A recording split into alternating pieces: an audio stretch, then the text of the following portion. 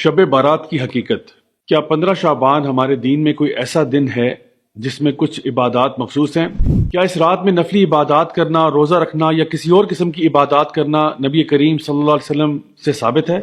آئیے ان سوالوں کے جواب تلاش کرتے ہیں۔ السلام علیکم ورحمۃ اللہ وبرکاتہ، my dear brothers and sisters, میرا نام راجہ ضیاء الحق ہے، assistant professor at the international Islamic university and CEO at youth club. Shab Barat یا 15 شعبان کی فضیلت کے اعتبار سے ہماری امت میں بہت بحث و مباحثہ پایا جاتا ہے اور اکثر لوگ اس کے بارے میں بہت گرما گرمی بھی ہو جاتی ہے۔ تو میں نے سوچا کہ آج میں آپ کے سامنے ایک بہت ہی معتدل انداز میں، بہت ہی بیلنس طریقے سے اس کے بارے میں کچھ باتیں پیش کروں۔ سب سے پہلی بات یہ ہے کہ ہم لوگ ہمیشہ یہ چاہتے ہیں کہ اللہ تعالیٰ ہم سے راضی رہے، اللہ کے نبی کریم صلی اللہ علیہ وسلم کی جو تعلیمات ہم تک پہنچی ہیں ہم ان کے مطابق عمل کریں اور سارے وہ کام کریں جس سے اللہ راضی ہو جاتا ہے۔ اب بات یہ ہے کہ اللہ کو راضی کرنے کے لیے جو انفارمیشن آپ کو چاہیے ہوگی وہ ظاہر سی بات ہے، اس کے دو ہی بنیادی طور پہ سورسز ہیں۔ تو یا تو وہ اللہ سبحانہ تعالیٰ کی کتاب ہے قرآن مجید، یا پھر وہ نبی کریم صلی اللہ علیہ وسلم کی سنت ہے جو کہ 100% اوتھینٹک ہے۔ میں نے کچھ دن پہلے بدعتوں سے ریلیٹڈ بھی ایک ویڈیو پوسٹ کیا تھا جس میں ہم لوگوں نے ایک رول ڈسکس کیا تھا جو ہماری شریعت کا ہے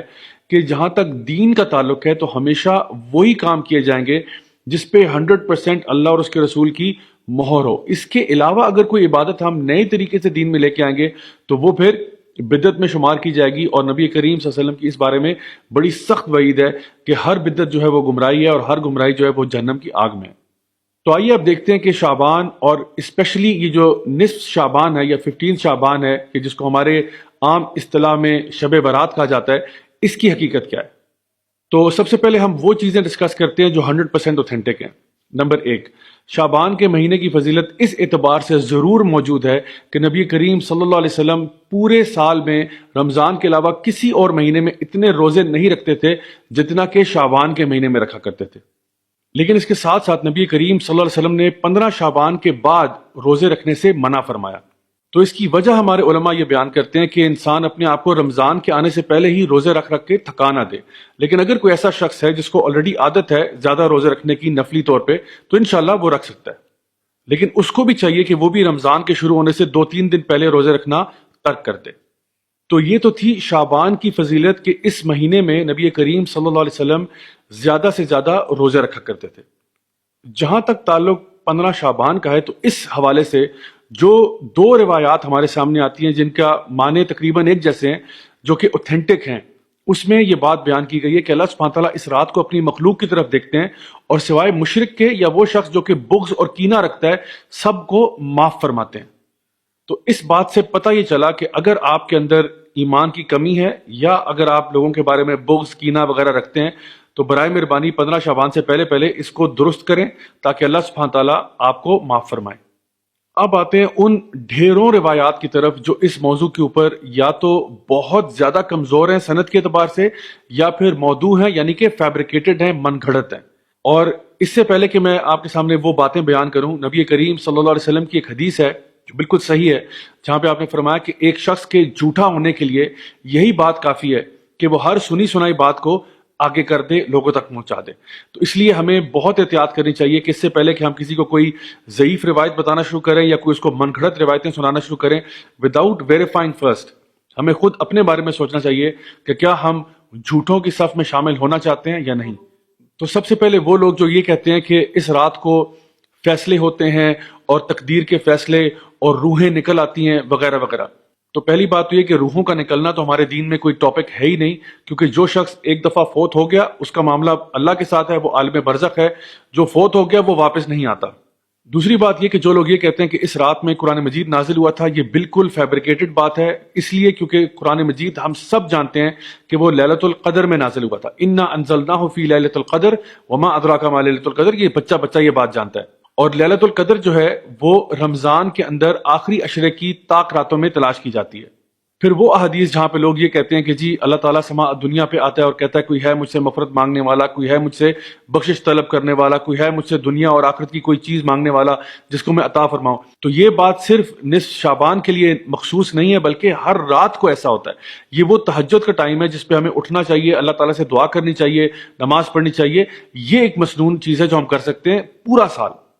اس کے علاوہ کچھ ایسی رسومات جو لوگوں نے اپنی طرف سے گھڑی ہوئی ہیں، فار ایگزامپل حلوے بنا بنا کے لوگوں کو کھلانا، یا قبرستان جانا، یا اس کے علاوہ بن ٹھن کے تیار ہونا، اور یہ کہنا کہ یہ مردوں کی عید ہے، یہ سب چیزیں جو ہیں یہ فیبریکیٹڈ ہیں، ان کا کوئی وجود ہمارے دین میں نہیں ملتا۔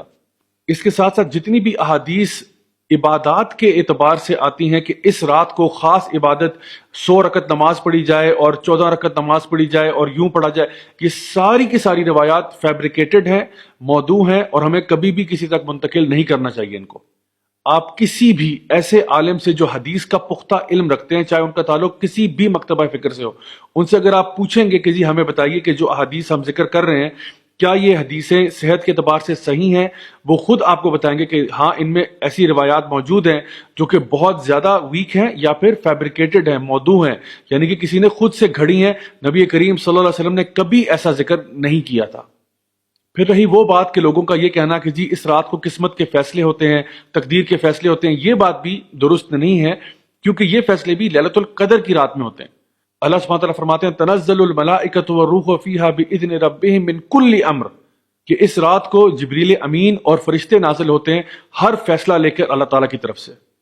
سو my dear brothers and sisters, اگر ہم نے واقعی اللہ تعالیٰ کو راضی کرنا ہے، اپنے گناہوں کو بخشوانا ہے، تو کیوں نہ ہم وہ اعمال کریں اور کثرت سے کریں جو کہ نبی کریم صلی اللہ علیہ وسلم سے، آپ کے صحابہ سے، تابعین سے، تبع تابعین سے 100% ثابت شدہ ہے۔ مثلا تہجد کی نماز پڑھنا، خوب صدقہ خیرات کرنا، خوب ٹائم لگا کے ذکر کرے، قرآن مجید 3 4 گھنٹے قرآن پڑھے، لمبی لمبی رکعت نمازوں کی نفل نمازیں پڑھیں، کوئی مسئلہ نہیں انشاءاللہ تعالیٰ، ایسے آپ تمام کام سارا سال ہی کر سکتے ہیں۔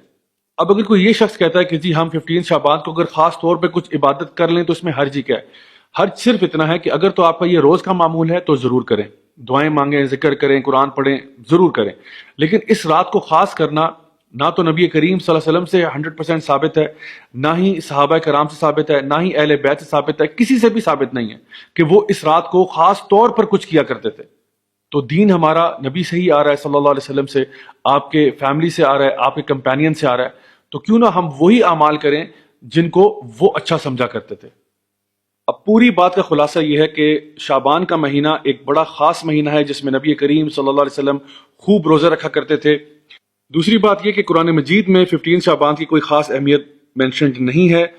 یہ کہنا کہ جی اس رات کو تقدیر کے فیصلے ہوتے ہیں، یہ چیز بالکل من گھڑت ہے۔ اس رات کے بارے میں ایک روایت بہرحال درست ہے جہاں پہ یہ بات ذکر ہے کہ اللہ سبحانہ تعالیٰ اپنی مخلوق کے ساتھ رحم کرتے ہوئے سوائے مشرک کے اور اس شخص کے جو کہ بغض اور کینہ رکھتا ہے تمام کو معاف کر دیتے ہیں۔ خاص طور پر 15 شعبان کا روزہ رکھنا یہ سنت عمل نہیں ہے بلکہ اس کو مکروہ کہا جا سکتا ہے، اور 15 شعبان کے بعد تو روزہ رکھنا ویسے بھی اس کی ممانعت ہے سوائے اس شخص کے جو کہ پہلے سے ہی روزے رکھتا ہو۔ جتنی بھی احادیث اس رات کے بارے میں بیان کی گئی ہیں کہ خاص عبادات اس رات میں کی جائیں، وہ سب کی سب یا تو بہت زیادہ ضعیف ہیں یا من گھڑت ہیں یا موضوع ہیں۔ نبی کریم صلی اللہ علیہ وسلم سے، آپ کے اہل بیت سے، آپ کے صحابہ سے کوئی ایسی خاص عبادات منقول نہیں ہے کہ انہوں نے بیان کیا ہو کہ اس رات کو یوں خاص عبادات کرنی ہے۔ اور آخر میں یہ کہ اس رات میں چراغاں کرنا، خاص قسم کے کھانے بنانا، حلوے بنانا اور قبرستان جانا، یہ سارے کے سارے اعمال کرنا درست نہیں ہے اور بدعت میں شمار ہو سکتے ہیں۔ اللہ تعالیٰ سے دعا ہے کہ اللہ تعالیٰ ہمیں بالکل صحیح معنوں میں اپنے دین پر چلنے کی توفیق عطا فرمائے، ہماری کمیاں، کوتاہیاں، غلطیوں کو معاف فرمائے اور ہم سب کو جنت الفردوس میں اعلیٰ مقام نصیب فرمائے۔ Until next time, this is me, Raja Ziaulak, signing off. Wassalamu alaikum wa rahmatullahi wa barakatuh.